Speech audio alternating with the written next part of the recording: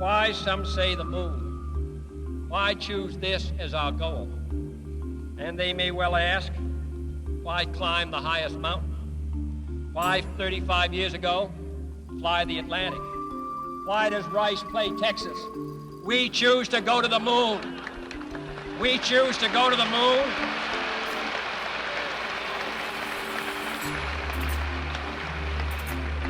We choose to go to the moon in this decade and do the other things, not because they are easy, but because they are hard.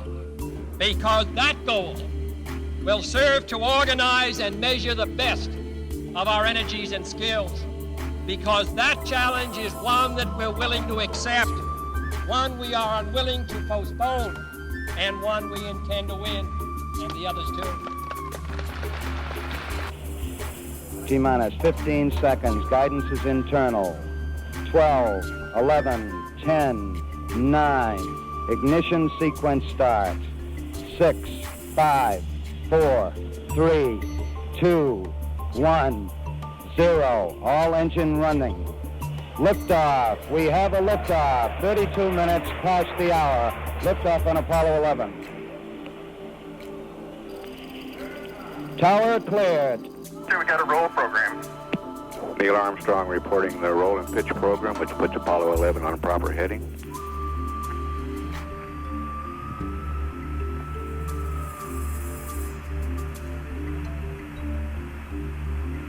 Plus 30 seconds.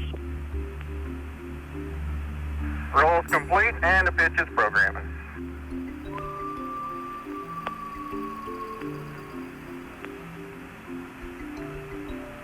One Bravo. One Bravo is a abort control mode.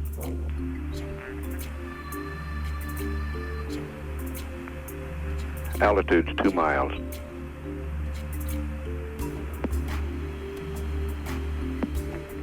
Apollo 11 Houston, you're good at 1 minute. Downrange 1 mile, altitude 4 miles now. Velocity 2,195 feet per second. Start model pressure red line is lit. I don't. Where? Yeah, it don't make a difference. No difference. Okay, let's punch them out. Everything is go, Ralph. We're through the region of maximum dynamic pressure now. Yeah, everything looks good here. We're at 1350 on the start bar. Set 8 miles downrange, 12 miles high. Velocity 4,000 feet per second. Stand by for mode 1 Charlie. Mark, mode 1 Charlie. 1 Charlie. Cliff Charlesworth taking a staging status. This is Houston, you are go for staging.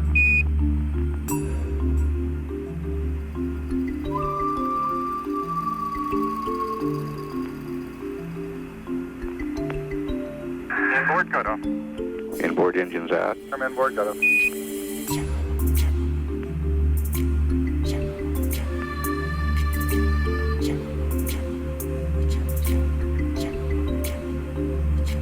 Downrange 35 miles, 30 miles high. Standing by for the outboard engine cut down now.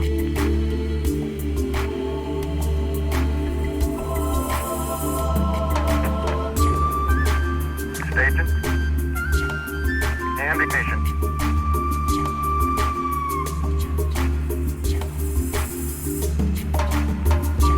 SOB is go. 11 Houston, thrust is go. All engines, you're looking good. Roger, you're loud and clear, Houston. At 3 minutes, downrange 70 miles, 43 miles high, velocity 9,300 feet per second.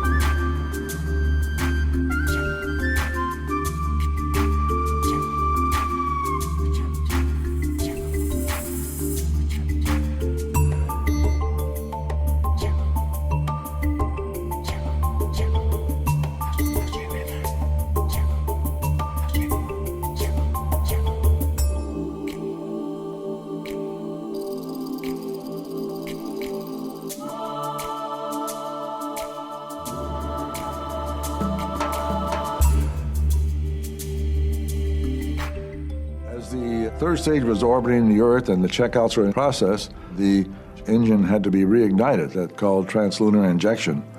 And that was very tense because the whole program depended on that engine starting appropriately. TLI was always a tense time for the entire team. And yours truly certainly was an intense time because we were counting on that engine igniting precisely at the right time and burn precisely as long as it needed to burn to give us the precise velocities that we needed to reach the moon properly. All right, you are go for TLI,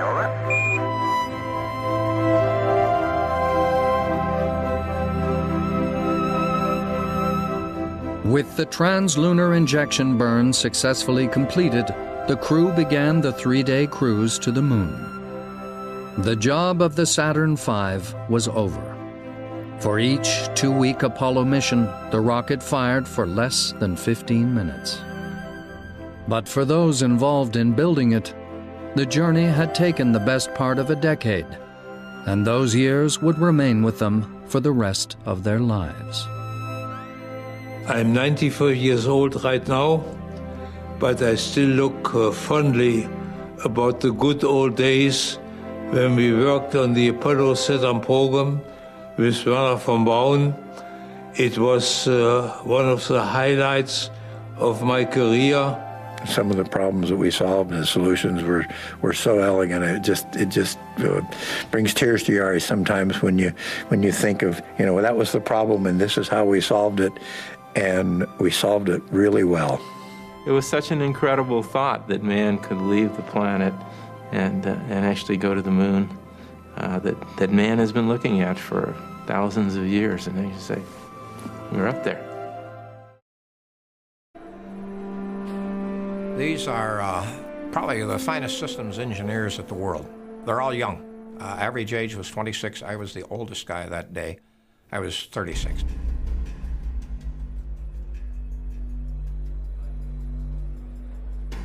Okay, guys, it's now time to get down to business. We're about ready to land a man on the moon. And I start talking to him because I feel compelled to talk. I was probably the most emotional of the flight directors. From the day of our birth, we were met for this time and place. And today, we will land an American on the moon. Whatever happens here today, I will stand behind every decision you will make. We came into this room as a team, and we will leave as a team. And I tell my ground controller to lock the control room doors. And from now on, no person will leave or enter this room until we have either landed, we have crashed, or we have aborted. Those are the only 3 outcomes from this time on. The first thing, obviously, that we're going to have to do is to undock from the command module. Roger, how does it look? Roger. And then we rotate it around so that Mike could sort of make a quick check of our landing gear. Listen, Dave, everything's going just swimmingly. Beautiful. The descent was very tricky business. Okay, you should have him now, Houston. Our plan was to start about 50,000 feet altitude, 3,000 miles per hour, to use one continuous rocket burn to decelerate to a hover in the landing area. Eagle, Houston, everything's looking good here, over. Throttle up. And I get confirmed throttle, and telemetry drops out again. And I'm back in this ground roll. Do I have enough information to continue the descent or not? Okay, all flight controllers, go for landing. Retro, go. Righto, go. Guys, go. Control, go. Telcom, go. GNC, go. Ecom, go. Surgeon, go. Capcom, we're go for landing. Houston, you're go for landing, over. Program alarm. And about that time, we got a computer alarm of 1202. 1202. 1202. The computer was giving us trouble. It was a big attention getter. My first thought, oh no, we've lost it. We're not going to make it. All we had was 1202, which is kind of disconcerting. You lose information, plus you've got an alarm, and you don't really know what it is. Give us a reading on the 1202 program alarm. I was reaching for my checklist to turn to this program alarm when the guidance guy, Steve Bale, said, "We're go, flight," on that alarm. Gene took his word. You know, okay, we're go. He didn't ask for explanation. We're go. Roger, we got you. We're go on that alarm. Now the landing radar can begin to pick up range and velocity of the ground beneath us, and it compares that with what the computer thinks it ought to be, and there's a big difference. Hold on. Our position 6 downrange seems to be a little off. Roger. 1201. 1201. Well, it's extremely serious. Is the computer breaking? Is it telling us it's not functioning right? 1201. Roger, 1201 alarm. What is the alarm telling us? We're go. Same type. We're go. Same type. It was a different number, but same type. He said, same type, flight, we're go. 47 degrees. Roger. The computer was so busy, and it couldn't get all the jobs done, so it was dropping off these other little jobs down on the end and not doing them, which were jobs that weren't really that critical. Just as Mission Control decides to ignore the computer alarms, the LEM sends another strange signal. 37 degrees. We just saw this strange trajectory that we'd never seen in training. 300 feet down, 3.5. 47 forward. He went down to about 400 feet, stopped his descent, and leveled off and started flying horizontally across the moon. He didn't tell us, but out the window what they were seeing was a big boulder field. Our computer was steering us toward football stadium-sized craters, surrounded by steep slopes and covered with very large boulders. 50 down at 2.5. 19 forward.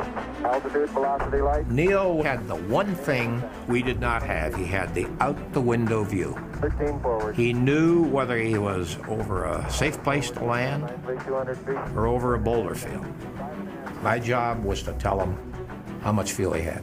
And when it had 0, that was our best knowledge. We had 0. 5.5 down. 9 forward. The fuel states were falling, and we were getting close to what was going to be an abort situation. 100 feet, 3.5 down. 9 forward. When we got to about 100 feet, the low-level light came on, and Charlie Duke gave us a call of 60 seconds. Simple call, Eagle, 60 seconds. 60 seconds.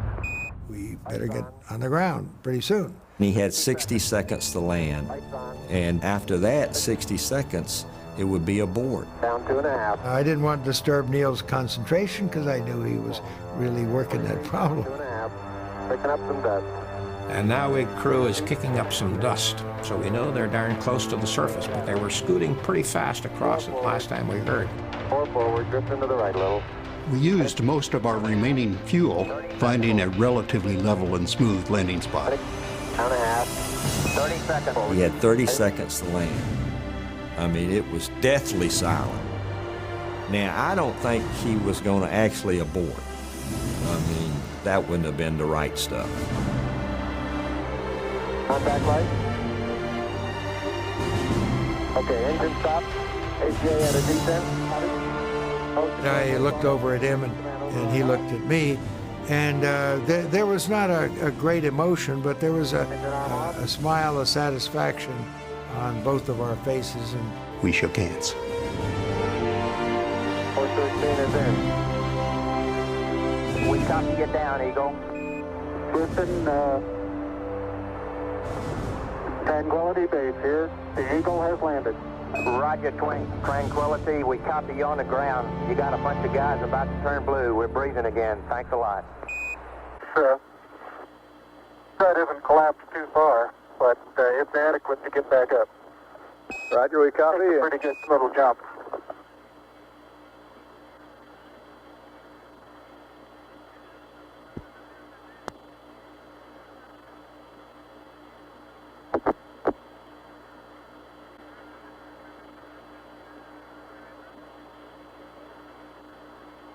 That's one small step for man,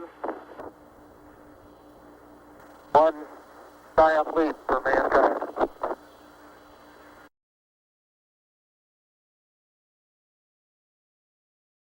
Be able to get things in focus.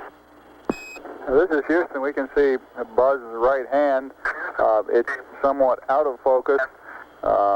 I'd say we were focusing down to probably about 8 inches to a foot behind the position of his hand when he was pulling out the cable. Maestro. Your direction of travel there. Traveling from right to left. Right. So this one over here underneath the methane engine where the probe first hit. Minus my probe first hit.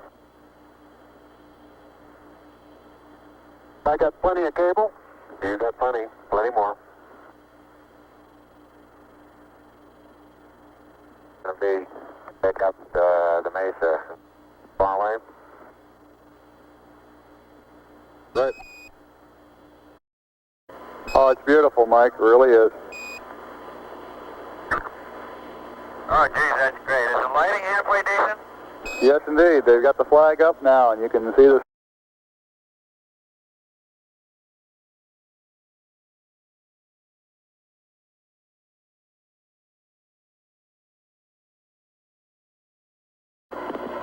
That would be an honor. Go ahead, Mr. President. This is Houston out. Hello, Neil and Buzz. I'm talking to you by telephone from the Oval Room at the White House. And this certainly has to be the most historic telephone call ever made. I just can't tell you how proud we all are of what you do. For every American, this has to be the proudest day of our lives. And for people all over the world, I am sure they too join with Americans in recognizing what an immense feat this is. Because of what you have done, the heavens have become a part of man's world. And as you talk to us from the Sea of Tranquility, it inspires us to redouble our efforts to bring peace and tranquility to Earth. For one priceless moment in the whole history of man, all the people on this earth are truly one.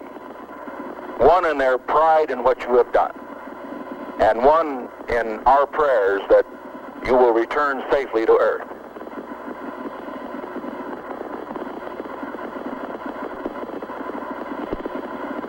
Thank you, Mr. President. It's a great honor and privilege for us to be here representing not only the United States, but men of peace of all nations, men with interest and a curiosity, and men with a vision for the future. Honor for us to be able to participate here today. And thank you very much, and I look forward, all of us look forward to seeing you on the Hornet on Thursday. Look forward to that very much, sir.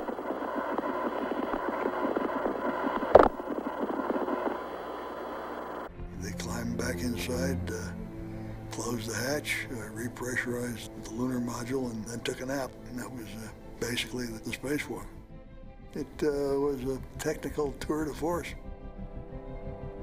Went very nicely. 9, 8, 7, 6, 5, port stage, engine arm ascent, proceed. With the planting of the flag on the moon by Buzz and Neil, Kennedy's political objective was satisfied.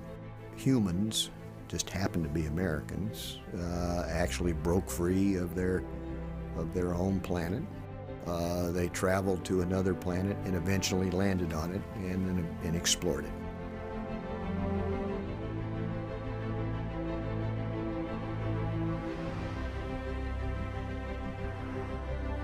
The legacy of Apollo is when a group of people sees a challenge, human beings can accept a challenge and chart a course and do just remarkable things.